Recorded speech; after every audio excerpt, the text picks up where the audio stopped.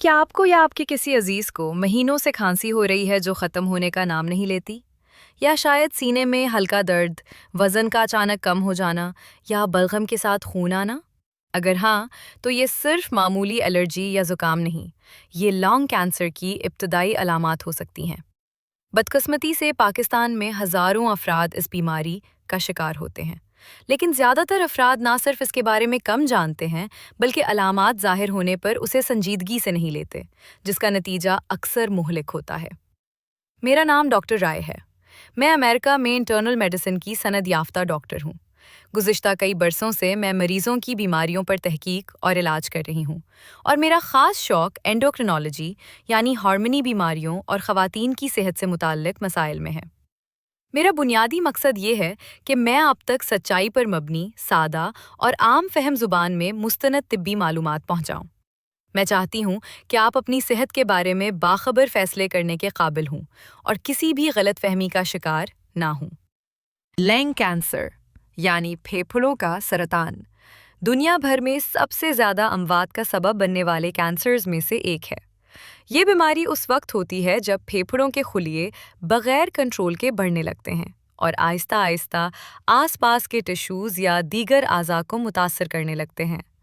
पाकिस्तान में ये बीमारी तेज़ी से बढ़ रही है, ख़ास तौर पर तंबाकू नोशी करने वाले मर्दों में, लेकिन अब ख़वातीन और नौजवानों में भी इसका रुझान देखा जा रहा है। शुरू में ये बीमारी बिल्कुल खामोश रहती है, कोई ख़ास तकलीफ़ या अलामात नहीं देती, जिसकी वजह से अक्सर मरीज़ तब सामने आते हैं जब कैंसर तीसरे या चौथे स्टेज पर पहुंच चुका होता है। इब्तिदाई अलामात में मुस्तकिल खांसी, ख़ास तौर पर वो जो 3 हफ्ते से ज़्यादा बरकरार रहे या वक्त के साथ बदतर हो जाए, शामिल है। बलगम के साथ खून आना, सांस लेने में दुश्वारी, सीने, कंधे या कमर में दर्द, बगैर किसी वाज़े वजह के वज़न का कम हो जाना, भूख की कमी, आवाज़ बैठ जाना या मुसलसल थकन महसूस होना, ये सब मुमकिना अलामात हो सकती हैं।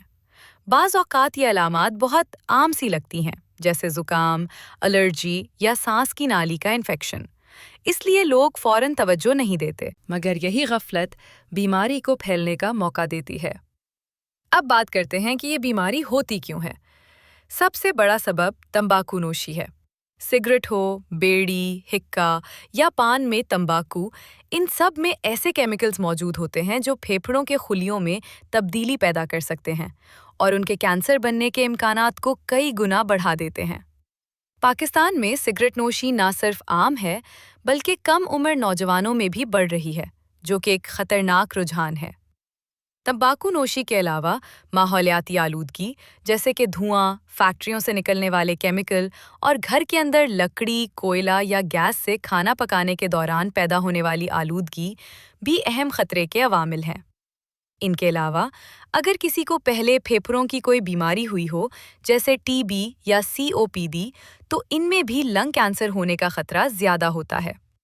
जिन अफराद का काम केमिकल या एस्बेस्टस जैसे मवाद के साथ होता है, वो भी रिस्क पर होते हैं। ख़ानदानी तारीख भी किरदार अदा कर सकती है। अगर आपके ख़ानदान में किसी को ये मर्ज़ हो चुका हो, तो आपको और ज़्यादा मोहतात रहने की ज़रूरत है। अब आते हैं इस सवाल पर कि इस बीमारी से बचा कैसे जाए। सबसे पहला और मुअस्सर कदम है सिगरेट नोशी तर्क करना। अगर आप सिगरेट पीते हैं, तो जितना जल्दी छोड़ दें, उतना बेहतर है। ये सिर्फ आपकी ज़िंदगी बचा सकता है, बल्कि आपके घर वालों को भी सेकेंड हैंड स्मोक के खतरे से बचाता है। अगर आप सिगरेट नहीं पीते, तो कभी शुरू ना करें, और अगर आपके घर में कोई पीता है, तो उससे बात करें, मदद फराहम करें और महफूज माहौल कायम करें। दूसरा कदम है साफ हुआ और कम आलूदगी वाले माहौल में ज़िंदगी गुजारना। अगर मुमकिन हो तो मास्क पहनें, ख़ास तौर पर वो अफराद जो फैक्ट्रियों, वर्कशॉप्स या धूल वाले माहौल में काम करते हैं। घर के अंदर मुनासिब वेंटिलेशन रखें और कोयले या लकड़ी से बचने की कोशिश करें। तीसरा अहम कदम है सेहतमंद तर्ज़े ज़िंदगी।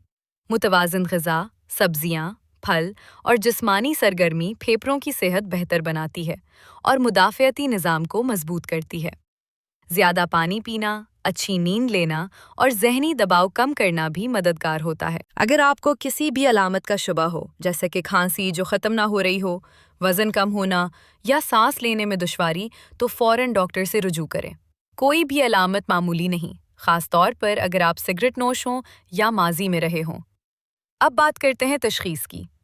अगर डॉक्टर को शुबा हो तो वो कुछ टेस्ट तजवीज़ करेंगे, जैसे कि एक्स-रे, सीटी स्कैन या ब्रोंकोस्कोपी।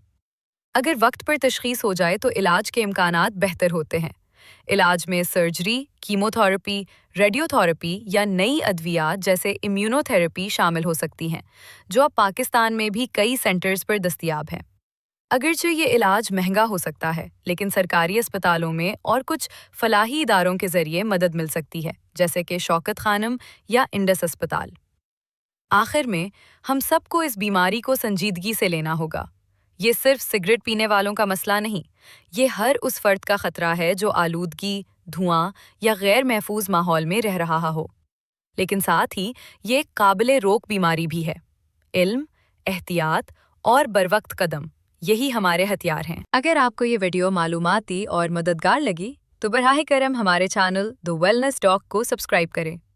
हमारा मकसद मुस्तनद साइंसी बुनियादों पर मबनी और माहिरीन के ज़रिए तैयार करदा मवाद आप तक पहुँचाना है, ताकि ज़्यादा से ज़्यादा लोग अपनी सेहत के बारे में दुरुस्त फैसले कर सकें। लाइक करें, कमेंट करें और इस वीडियो को अपने दोस्तों और ख़ानदान के साथ ज़रूर शेयर करें। बेल आइकॉन दबाना ना भूलें ताकि हमारी नई वीडियोस की इत्तला आपको फ़ौरन मिल सके। हम पूरी मेहनत से आपके लिए काबिल एतमाद मालूमात ला रहे हैं, लेकिन ज़्यादा लोगों तक पहुंचने के लिए हमें आपके ताउन की ज़रूरत है। शुक्रिया।